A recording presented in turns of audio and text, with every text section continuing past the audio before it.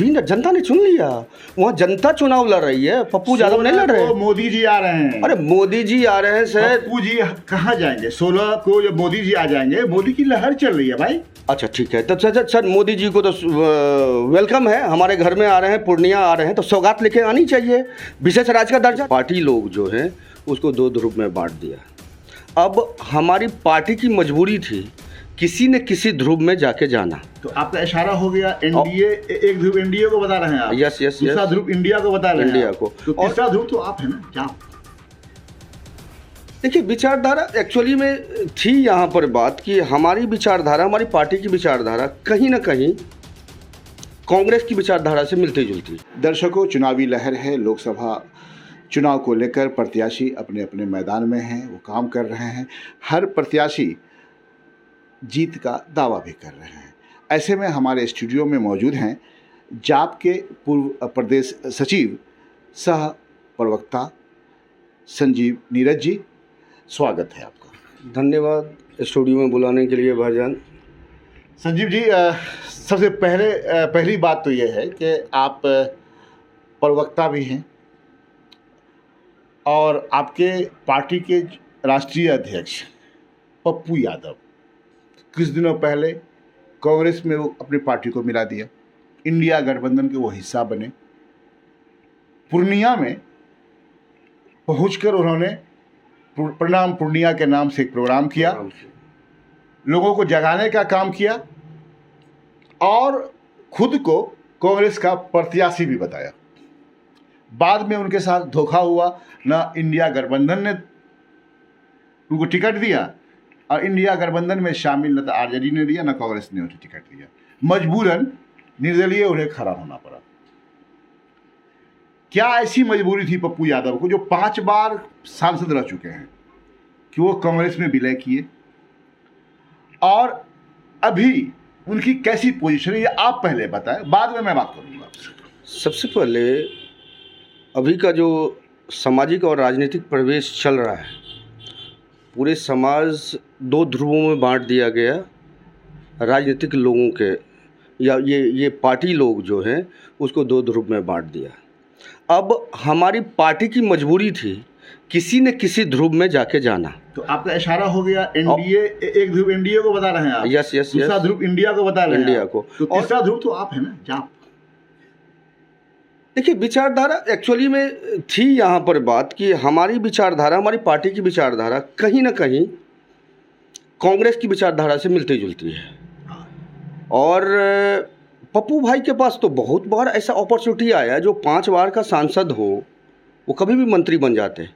क्योंकि आज के परिप्रेक्ष्य में, परिवेश में अगर देखा जाए तो विचारधारा की राजनीति नहीं हो रही है, न मुद्दे की बात होती है, न विचारधारा की राजनीति होती है। जैसे जो 2 ध्रुव में बटा हुआ समाज है, आप एनडीए को देखें, अगर एनडीए गठबंधन को, तो पंडित दीनदयाल उपाध्याय की विचारधारा पे इस पार्टी को लेके चलती है। और हमें नहीं लगता कि पंडित दीनदयाल उपाध्याय ऐसे राजनीतिक चिंतन थे जो एकल मानवतावाद पे उनकी चिंतन थी, जिसको इंटेग्रल ह्यूमनिज्म कहते हैं। अगर उनकी चिंतन को और उनकी विचारधारा के कोर पॉइंट के जो रिसर्च हुआ है उसको देखा जाए, तो मुझे नहीं लगता है कि वो न समाजवादी विचारधारा को फॉलो करते थे। उनकी अगर चिंतन को देखा जाए तो न वो समाजवाद विचारधारा को प्रेफर करते थे और न वो पूंजीवादी विचारधारा को चिंतन करते थे। क्या आपको लग रहा है कि आज की सरकार पूंजीवादी विचारधारा को नहीं करती?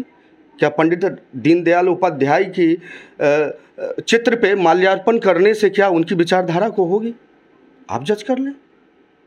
तो आप मुझे बताएं कि जैसा आपने बताया कि 2 धारा में बटी हुई है, आपने इंडिया गठबंधन को भी डाल दिया एक तरफ आपने इंडिया को डाल दिया। इस दोनों के अलावा, दोनों पार्टी को अगर छोड़ दिया जाए तो जाप क्या करेगी, क्या कर रही है? देखिए सर, खुद को समाजवाद मान रही है। खैर ये तो आप मुद्दे पर बात करने लगे, इस पे लंबी चौड़ी बहस हो जाए, बहस होगी, हम लोग की डिबेट हो जाएगी। अब जरा देखें, समाजवादी विचारधारा के प्रणेता कौन थे? पुरोधा माना जाता है अभी के समय में लालू यादव जी को। जी। उन्होंने विरासत अपने बच्चे को दिया और वो विरासत में वो जेट विमान से चल के गरीबी पे बात करते हैं। गरीबी क्या उन्होंने देखा है? तेजस्वी जी को गरीबी पता है? एसी में उन्होंने पैदा लिया। पता नहीं है, उन्होंने तो एसी मिले। बात सही। आप जो कह रहे हैं कि उन्होंने जो भी संघर्ष करना पड़ा हो, तो लालू यादव को संघर्ष करना, हाँ, उनको मानते हैं। लेकिन तेजस्वी जी को जो विरासत दिया गया, उन्हें गरीबी क्या पता, और समाजवाद पर लेक्चर देने आते हैं। लगता है कि हम लोग पढ़ के बीएससी, एमएससी और पीएचडी करके हम लोग बेवकूफ़ हैं, और समाजवाद पे एक लंबी चौड़ी जो है इल्यूजिव और इमेजिनरी थॉट से मिसगाइड कर रहे हैं।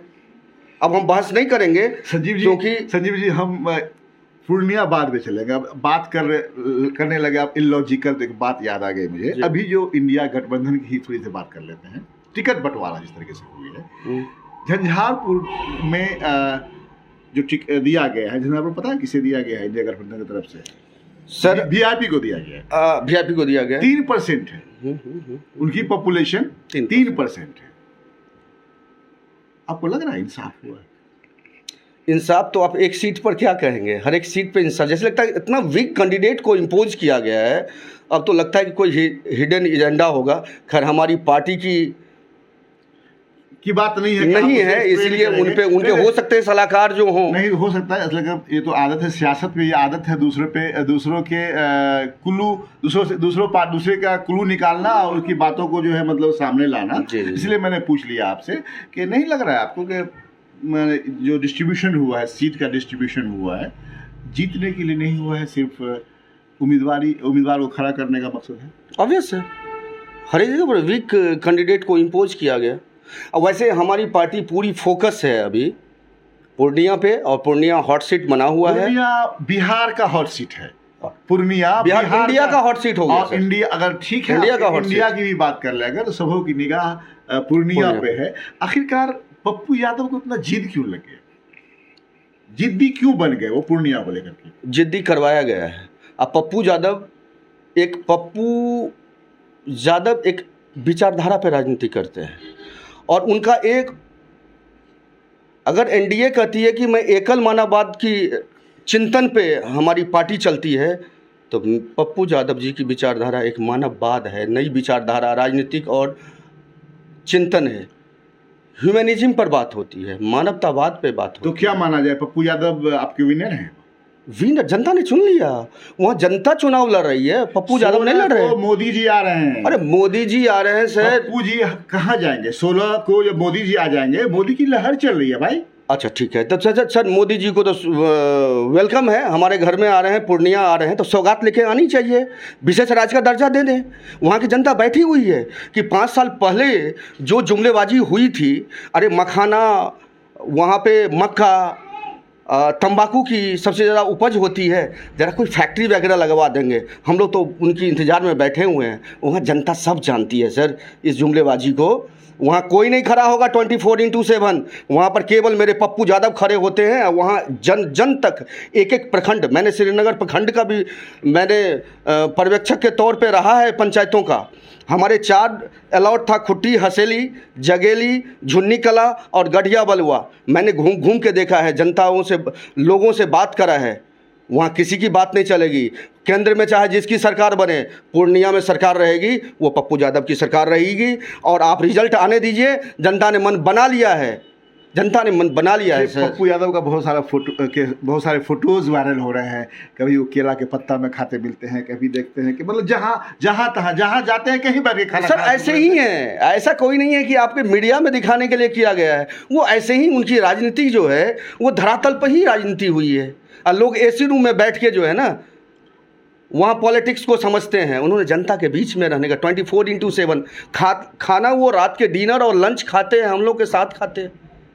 उनकी धरातल पर राजनीति चली है सब दिन। तो आरजेडी जिस तरीके से राजद की कैंडिडेट है, वहाँ क्या लग रहा है कि टसल किन से रहेगा पप्पू जी का? टसल उनको अपने आप से है। पप्पू यादव का कंपटीशन, प्रतिस्पर्धा खुद से है, और वहाँ की जनता खुद से लड़ रही है कि ये 10 साल का जो गैप मिला है, जहाँ पे संतोष कुशवाहा जी की रही, वो इत्तेफाक था कि पप्पू भाई पूर्णिया से, आप देखें, आप बड़ा क्रोनोलॉजी को समझें, 91, 96, 99, 2004, फिर पूर्णिया, 2014, और 2024 क्रोनोलॉजी समझे, 4 का कितना योग है। 2004 में जीते, 3 बार उन्होंने पूर्णिया से रहा। अच्छा। और निर्दलीय सर एक बार नहीं हुई है, निर्दलीय कई बार उन्होंने प्रूफ कर चुके हैं। अब प्रूफ करने की ज़रूरत नहीं है, प्रूफ किए हुआ है। कोई नेता बता दे जो पार्टी के सिंबल पे मोदी के नाम पे आता है। अशोक यादव जी की बात कर लो, यहाँ कौन जनता जानता है, किसके गली मोहल्ले में आए होंगे अशोक जी? अशोक जी के अपने बलबूते पर जीतते हैं क्या? मोदी के नाम पर जीतते हैं। पप्पू यादव किसी के नाम पर नहीं जीतता। पप्पू यादव खुद का एक ब्रांड है, खुद एक टैग है, वो अपने नाम पर जीते हो। अब वहाँ पे गए तो 3 बार तो उन्होंने पूर्णिया से जीता, 91, 96, 99, क्योंकि उपचुनाव हुआ था।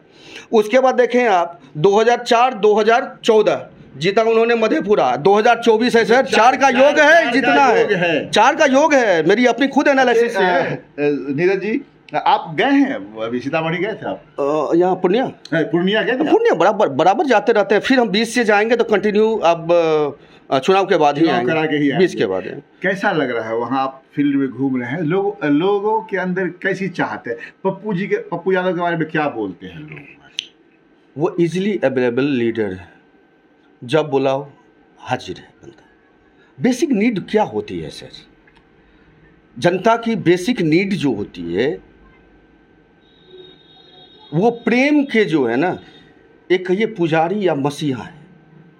हर एक जाति विशेष की राजनीति नहीं होती। वो नहीं, हर इंसान के दुख दर्द में वो पहुंचने वाला शख्स है। उस जात और देखिएगा ये पूर्णिया जो है, अगर पप्पू यादव अगर जीतते हैं तो आप देखेंगे नया एक पॉलिटिकल स्क्रिप्ट लिखा जाएगा बिहार में, और एक नई दिशा और दशा तय करेगी पूर्णिया।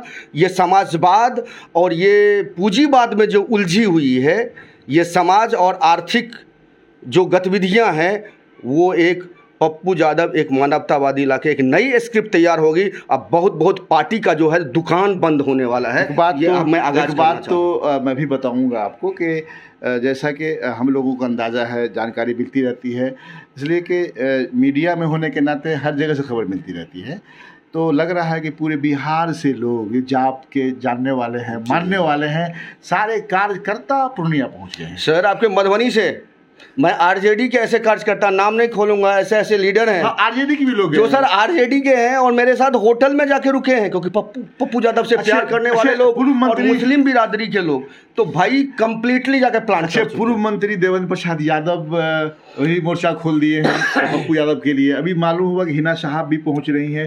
क्या सर आरजेडी को एकदम सर बहुत सारे पार्टी, मैं ये नहीं कहूँगा कि आरजेडी को ही, आरजेडी से तो वैसे भी हम लोग महागठबंधन से बहुत प्यार, अभी भी दिल में प्यार है लेकिन वो प्यार करना ही नहीं चाहते हैं। तो उनका प्यार है क्या वो पप्पू यादव से? और ऑब्वियस है, सुरक्षा का प्रॉब्लम होगा। अरे जो ताकतवर आदमी होता है वो उसको सुरक्षा का क्या ये रहेगा? असुरक्षा उनसे, पप्पू यादव जी से असुरक्षा है। हिना साहब से भी असुरक्षा है क्या? अब पता नहीं। देख रहे ऐसे लोगों को जो लोग कामयाब होने वाले थे, जो आसानी से जीत जाते, पप्पू यादव को, हिना साहब की बात कर रहे हैं, इधर देवेंद्र जी को टिकट नहीं मिला, देवेंद्र जी भी परेशान है। परेशान क्या, वो भी खफा है। खैर अशफाक करीम साहब पार्टी से निकले। सर हमारी पार्टी का समीकरण खुदा और भगवान बैठ के बना रहे हैं। समीकरण किसी का समीकरण नहीं चलने वाला, वो समीकरण ऊपर वाला बना रखा है और जनता मालिक, जिससे जो देखिए हर एक जो समाजवाद या पूंजीवाद या हम मानवतावाद की बात कर रहे हैं, सबके कोर में कौन बैठा हुआ है? मानव। चिंतन किस पे हुआ है? मानव पे। वो वोट भी देता कौन है? मानव। तो अगर मानव ही ने जो समीकरण बना रखा है, वहाँ एक आक्रोश है सर, आंदोलन है। अन्ना का आंदोलन हुआ था ना, ये आंदोलन जो है, ये जो आंदोलन या जनता के बीच जो एक दर्द सा पैदा हुआ उनके तई, मतलब कि पप्पू यादव के तई, क्या लग रहा है जब टिकट से इनकार कर दिया गया, टिकट नहीं दिया गया, तब लोगों में जाकर के बहुत ज़्यादा पता नहीं रहम पैदा हो जाना भाई के जनता को कि चलो पप्पू यादव की मदद करें, इनके साथ नाइंसाफ़ी हुई है, ऐसा मानते हैं? आक्रोश है, ऐसा मानते हैं? वहाँ की जनता में आक्रोश है, हर एक कास्ट के लोग। आप छोड़ें, आप फॉरवर्ड लॉबी को तो कहते हो ना, एनडीए का वोटर होता है। हम भी तो भूमिहार हैं बाय कास्ट। अब मान ले भूमिहार है, मुझे तो होना चाहिए एनडीए का वोटर। मैं हूँ क्या? नहीं हूँ, क्योंकि मैं विचारधारा किससे प्रभावित हूँ? पप्पूवादी विचारधारा से प्रभावित हूँ। ऐसे सिंघिया गांव एक है जहाँ पे भूमिहार लॉबी हैं, मैं वहाँ कैंपेन कर रहा था और वहाँ के भूमिहार भी 50% जो है ना 50%, और ये रेशियो बढ़ ही रही है, वेव चल रही है, वेव चल रही है सर। और पप्पू सिंह जी भी न्यूट्रल हो गए। वहाँ राजपूत, ये बीमा भारती का तो बीमा हो रखा है, समझ गए, इसको तो बलि का बकरा बनाया हुआ है, ये कहीं पर ठहर ही नहीं रही है। टक्कर होगा, और टक्कर क्या होगा, खुद से हम लोग की टक्कर चल रही है। और हम पप्पू जी, मेरी अपनी खुद की एनालिसिस है सर, क्योंकि 7 लाख वोटर मुस्लिम बिरादरी के है सब 26 को है। क्या लग रहा है कितने वोट जीतेंगे? मेरी अपनी खुद एनालिसिस है कि 7 लाख वोटर मुस्लिम बिरादरी के हैं, यादव भी हैं, लेकिन हमारी पार्टी की एक समीकरण है, हम लोग हर एक जात के लोग हम लोग से जुड़े हुए हैं, और मुस्लिम बिरादरी के खुद कुछ ज़्यादा ही डिक्लिनेशन है, आक्रोश है। और पप्पू पूर्णिया का असर पूरे सीमांचल पर पड़ने वाला है सर, ये बात आप मान लीजिए। सर बहुत बड़ी बात, खामियाजा भुगतेगी। संजीव जी बहुत बड़ी बात आपने बताया। मैं चाहूँगा कि जो दर्शक हैं हमारे पूर्णिया के खास करके, उनके लिए क्या पैगाम है आपका? पैगाम है, मैं वहाँ तो गुजारिश करता हूँ वहाँ की जनता से, जिस तरह से आपने मन बनाया है, हम लोग अगर पूर्णिया से जीतते हैं तो आपकी पूरी की पूरी एक्सपेक्टेशन को फुलफ़िल करेंगे, और इसका वादा है। और ये आश्वासन नहीं है, और पार्टी की तरफ जो आश्वासन दिया, शिलान्यास कर दिया और उसकी पूरा नहीं किया गया।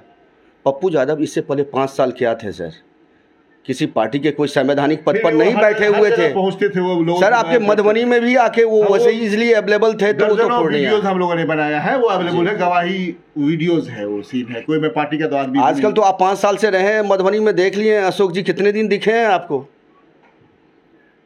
पूरी होगी एक्सपेक्टेशन, और उनकी एक्सपेक्टेशन को फुलफिल की जाएगी। ठीक है सर, बहुत बहुत धन्यवाद आपका। धन्यवाद।